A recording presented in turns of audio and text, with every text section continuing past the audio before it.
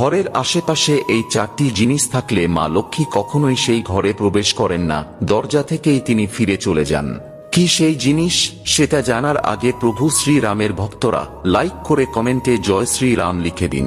Number 1, যেসব বাড়ির মুখ্য দরজার সামনে কোনো নর্দমা বা ড্রেন থাকে অথবা বাড়ির সামনে অতিরিক্ত ময়লা আবর্জনা জমাট বেঁধে থাকে, সেই সব ঘর দেখে মা লক্ষ্মী দূর থেকেই ফেরত চলে যান।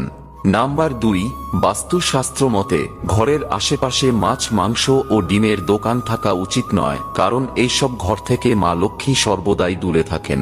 নাম্বার 3, যেসব ঘরের সামনে মদের দোকান থাকে সেই সব জায়গায় ঝগড়া, মারপিট ও অশান্তি লাগা রোজকার একটি সাধারণ ব্যাপার, আর মা লক্ষ্মী এইসব জিনিস একদমই পছন্দ করেন না।